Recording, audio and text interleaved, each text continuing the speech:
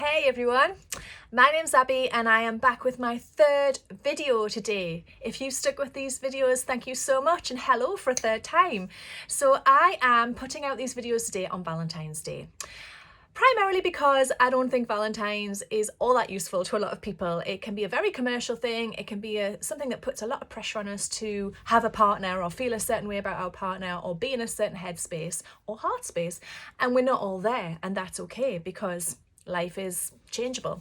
So I thought it would be a good idea to come on here and help celebrate love in a different way. And I am talking about my books, the Life is Yours trilogy, all three of them, and reading little chapter sections to you that illustrate different types of love and celebrate different types of love.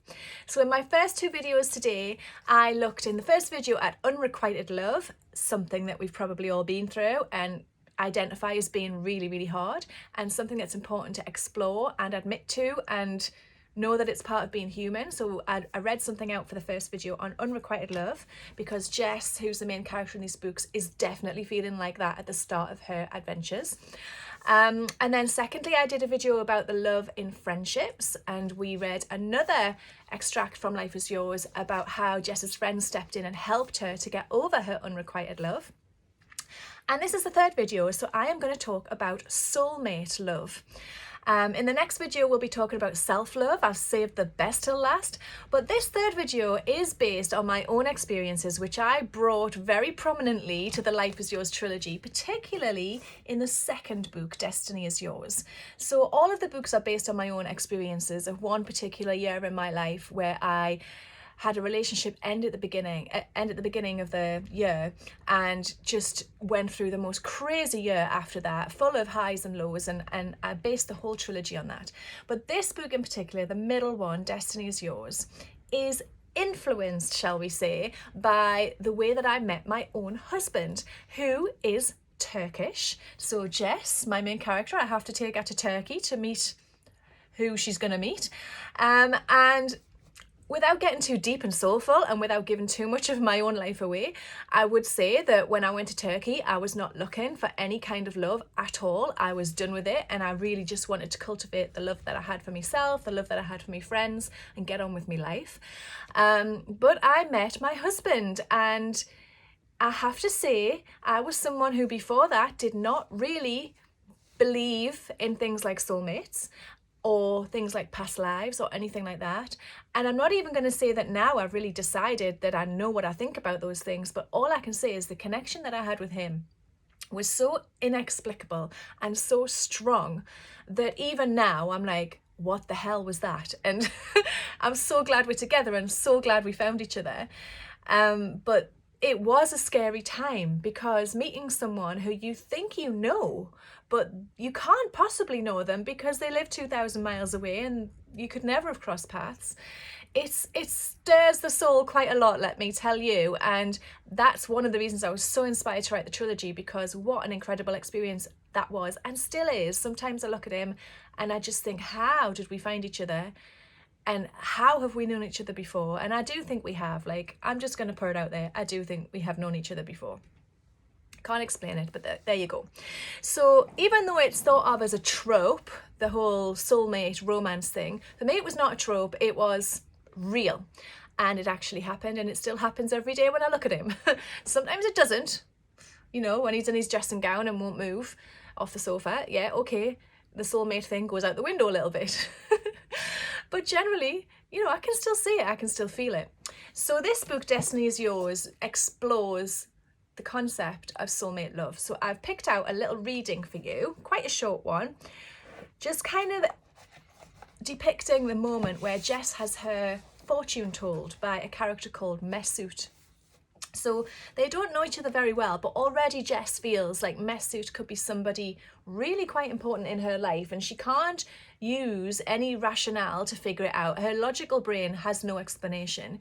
And she sits down with him early one morning, and the Turkish sun is rising, and her and her friend Jilly are sat there encouraging Mesut to tell their fortunes from a Turkish coffee cup. So in Turkey, they tell fortunes with the sludgy, granular stuff that's left at the bottom of a coffee cup when you've finished your coffee. It's like a little espresso cup, and they turn it upside down and they put it on the saucer and they turn it, and there's a whole system to it.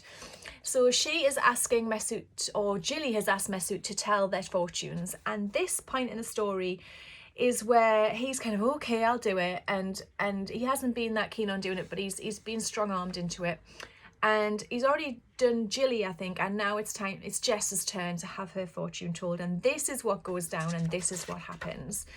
And just forgive me, oh no, actually there's not that much dialogue. I was going to say it's difficult to read Mesut's part because he would have a Turkish accent, which I can't do, but there's not much of dialogue, so I'll just give it a go. So here we go. Mesut looked right at me. It's fine, Jess, I do it. He leaned across me to reach my coffee cup and looked into it for what seemed like an age.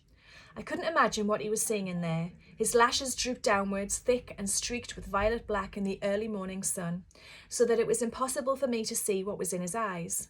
I was so used to Mesut looking me right in the eye when he spoke, and seeing the clarity of his words echoed right there. Now I couldn't see his eyes. I felt a strange panic rising. It suddenly seemed absolutely imperative that he look at me right now. What was he saying? Why wasn't he sharing it? Why wouldn't he bloody well look up at me? He looked up. You have 2 roads in front of you. And that is when it happened. With the meeting of our eyes, I felt everything fall down around me. All I could see, all I could feel was his eyes on me, in me. Everything around me fell softly and silently away into a writhing countercurrent, and I couldn't feel the sun on my skin anymore.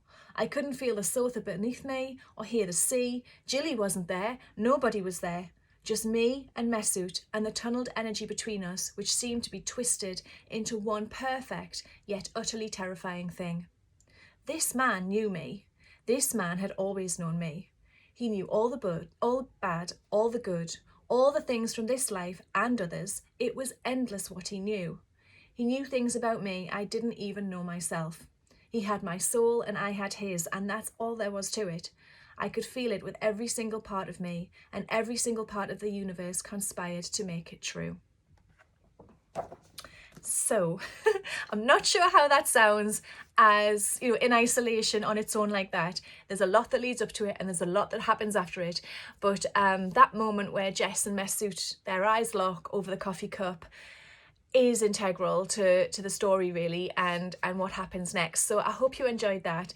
I don't know if you've ever had a moment like that with somebody. It might not be a romantic moment. It might be somebody that you just have an intense connection with. I know I have had similar things with other people, but not in a romantic way. Just in a way that you feel that you know that person and suddenly they can see into you and they know things about you that you might not even know. And I don't know if anybody's ever had it. It sounds like a very romantic, kind of glamorous thing. It's not. It's actually quite scary when it happens because it defies logic. But I'm a lot better at accepting things like that these days and more open to whatever connections the universe is going to throw at me. So it has taught me a lot. So I'm just wondering what you think about that little moment between Jess and Mesut. I'd love to know if you've read Destiny Is Yours and what you thought of it, or if you haven't, get on it. It's on Amazon. All 3 of the books are. I'd love to know what you think. I love building connections with my readers. It's one of my absolutely favourite things to do, hence these videos. So let me know in the comments what you thought and we'll go from there. I've got one more video to do for you today and it will be coming shortly, so don't worry. It's all about self-love, which is the best one. Okay, see you soon, guys. Bye.